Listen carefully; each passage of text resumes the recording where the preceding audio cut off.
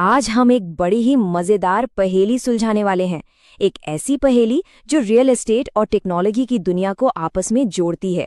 तो चलिए सीधे मुद्दे पर आते हैं। देखिए, एक तरफ तो घरों के दाम आसमान छू रहे हैं, नए नए प्रोजेक्ट्स लॉन्च होते ही बिक जाते हैं।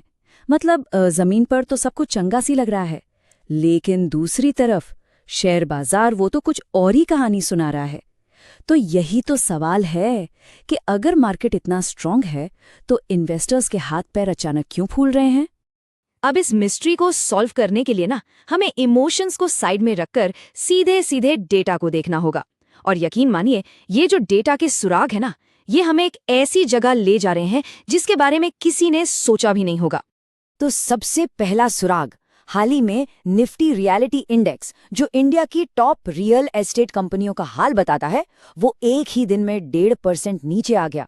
अब 1.5% सुनने में शायद छोटा लगे, लेकिन ये कोई मामूली गिरावट नहीं है। ये एक अलार्म बेल है कि पर्दे के पीछे कुछ तो गड़बड़ चल रही है। और देखिए, ये सिर्फ किसी एक कंपनी की बात नहीं थी।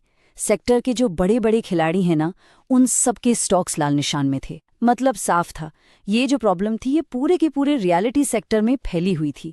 अब पहली नज़र में तो सबको यही लगा कि भाई इंटरेस्ट रेट बढ़ गए होंगे या कोई सरकारी पॉलिसी आई होगी, यही सब जो आम वजह होती हैं। लेकिन असली वजह वो तो कहीं और ही छिपी थी। एक ऐसे सेक्टर में जिसका रियल एस्टेट से दूर दूर तक सीधा कोई कनेक्शन नजर नहीं आता। और यहीं पर हमारा फ्लैटस्कार्ट का एनालिसिस एक ऐसा सच सामने लाता है जो सबको चौंका देता है। हमारे डेटा ने साफ साफ दिखाया कि रियल एस्टेट की इस गिरावट के तार सीधे इंडिया के आईटी सेक्टर की परेशानियों से जुड़े हुए हैं। अच्छा, अब इसे समझने के लिए एक कॉन्सेप्ट है इकोनॉमिक इंटरडिपेंडेंस। भारी भरकम शब्द है, पर मतलब बहुत सिंपल है। सोचिए, हमारी इकोनॉमी एक मकड़ी के जाले की तरह है। अगर आप एक धागे को भी छेड़ेंगे ना, तो पूरा का पूरा जाला हिल जाता है। और आईटी और रियल एस्टेट के केस में बिल्कुल यही हो रहा है। तो सवाल ये है कि आईटी सेक्टर में आखिर चल क्या रहा है। देखिए, दुनिया भर में कंपनियां टेक्नोलॉजी पर अपना खर्चा कम कर रही हैं। इसका सीधा असर इंडियन आईटी फर्म्स पर पड़ रहा है। उनके प्रोजेक्ट्स डीले हो रहे हैं और नतीजा नई हायरिंग पर रोक, और जो एम्प्लॉयज हैं उनके बोनस पर बड़ी कैंची चल गई है।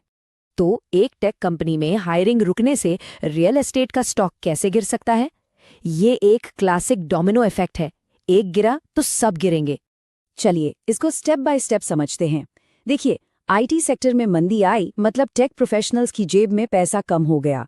सैलरी हाइक नहीं, बोनस नहीं, तो जाहिर है घर खरीदने की उनकी कैपेसिटी कम हो गई, खासकर प्रीमियम और मिड रेंज वाले घरों की। अब जैसे ही इन्वेस्टर्स ने देखा कि डिमांड गिर रही है, उनका कॉन्फिडेंस भी गिर गया और उन्होंने फटाफट रियलिटी स्टॉक्स बेचने शुरू कर दिए। देखा आपने कैसे एक सेक्टर की प्रॉब्लम दूसरे के लिए मुसीबत बन गई? और ये बात खासकर बेंगलोर, हैदराबाद, पुणे जैसे बड़े टेक हब्स के लिए तो एकदम सच है। वहां पर घर खरीदने वालों में एक बहुत बहुत बड़ा हिस्सा आईटी प्रोफेशनल्स का ही होता है। यही लोग तो हैं जो प्रीमियम प्रॉपर्टी मार्केट को चलाते हैं। तो जब इनकी ही परचेजिंग पावर कम हो जाती है, तो सोचिए पूरे रियल एस्टेट इकोसिस्टम पर क्या असर पड़ता होगा।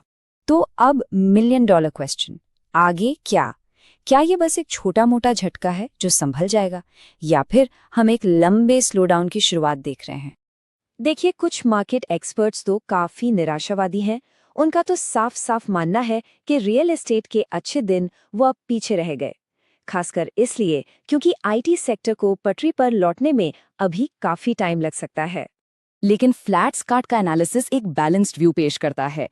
एक तरफ तो यह बात सही है कि अगर आईटी सेक्टर कमजोर रहा तो रियलिटी मार्केट पर प्रेशर तो बना रहेगा, इसमें कोई शक नहीं। लेकिन सिक्के का दूसरा पहलू भी है। इंडिया की अपनी जो स्ट्रॉन्ग डोमेस्टिक डिमांड है और सरकार जो इंफ्रास्ट्रक्चर पे इतना खर्च कर रही है, वो इस झटके को काफी हद तक संभाल सकती है।